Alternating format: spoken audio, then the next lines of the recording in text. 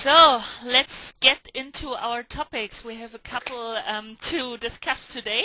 And first thing I wanted to point to is the Groupon city deal acquisition. So on the one hand, discussed as big news, of course, as Groupon, everybody is talking about Groupon at the moment, hmm not only in education, but in general all over the web. And yeah, so I'm pretty sure that of course it's a nice thing for City Deal to be bought by Groupon.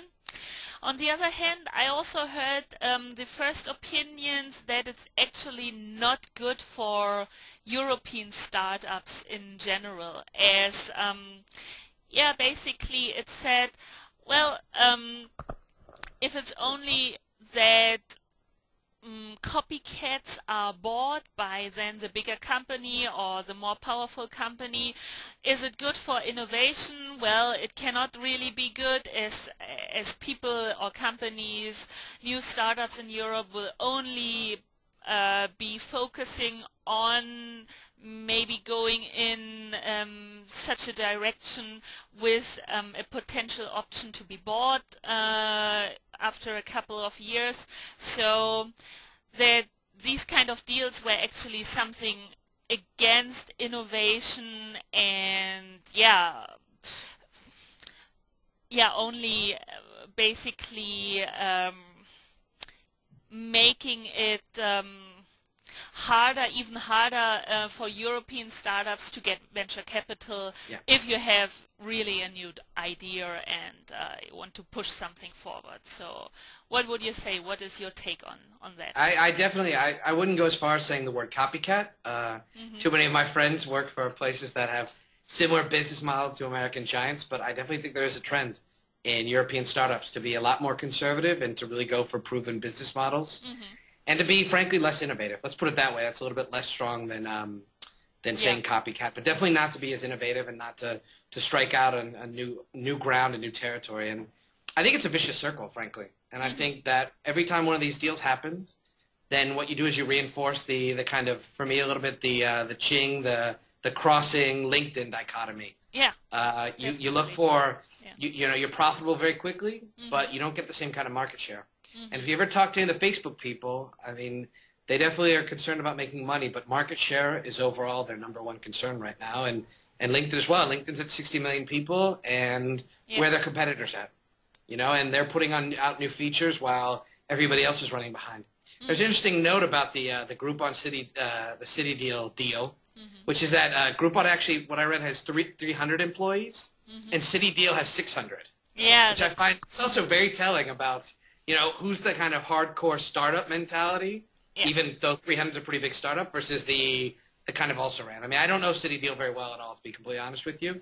But I tell you one thing I see in the future. I think that what's going to happen, it's going to be a little bit like the movies. In the past, the American studios said we'll launch domestically. 2 months we'll go live with we'll premiere the Iron Man in the rest of the world. Now they all premiere the same day. Yeah, that's true. And actually, Iron Man 2 premiered a week ahead of time here in Spain, which was interesting for me. I was in the U.S. at the time. I think that's what's going to happen. I think you're going to see Silicon Valley startups and U.S. startups, North American startups. They're going to go multilingual from the beginning, and they're going to try to attack as many places they can to cut out the need to have to buy copycats in the future. And as you mentioned, these the hardcore startup mentality. I saw a very interesting interview with the Groupon CEO on This Week in Startups last week, and it was basically that. Really, although growing so big now, but this mentality was still there, and it's also what when I talk to European startups very often is that they say, okay, yeah, but see, we don't want the world, we just want to concentrate on our domestic market first, and then we go on the European market, and that will be sufficient. But I think always with this idea in mind, okay, there is this big US company, and maybe there will be an opportunity for us. But yeah, but as you said, I mean, at the moment it's sometimes maybe a shortcut, so that big American companies prefer just to buy one and then being well positioned in Europe.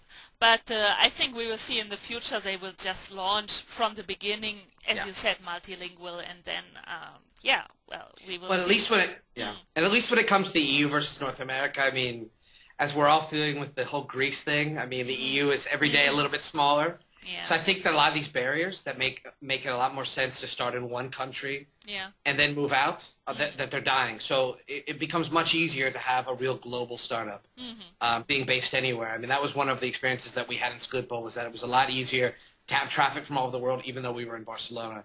And I think that 10 years ago, that was a lot different. I mean, when we started here at Magister, we just turned 10 years old. We started specifically in Spain, and it was only after about 5 years that we started going international. The thing was, we made a decision then that we kind of saw the writing on the wall and said, let's go all out. We're in 11 countries now because of that. Because you just can't wait. You can't be timid when it comes to international expansion. Otherwise, you'll get devoured by the copycats, or you end up having to pay for it long term with an acquisition. On the other hand, of course, getting venture capital or funding is, of course, let's put it that way, more challenging in Europe than getting nice sums in the US. Yes, yes, But it is. yeah, and from my recent talks with VCs, I also got that they are less risk open, Excuse me. maybe. So that they also like to invest in something that seems to turn, or that could turn out for them as the safe deal. Yep, So, and they want to profit. They want to know how you're going to make money in 2 years. yeah. That's completely been my experience. In the U.S., it's what's the market share going to be in 2 years? What's the market share going to be in 4 years? And in Europe, it's how much money are you going to make? Show me your business model. Don't worry about just capturing users and getting people that come back month after month. Focus on making money in the short term, and in the end, it creates a little bit of a catch-22. So that's interesting, really. Market share versus show me your business model and how you're gonna make money. Okay, good. So then, oh yeah, I just read today that the same investors that put money in City Deal also invested in a company in education today, so that is called Penfu. So they are doing online games for kids. So Well, that's a big market, isn't it? yeah, it seems to There be were at least one three of people the on the ETCon that were yeah yeah. that are going into gaming in general, and specifically also for children.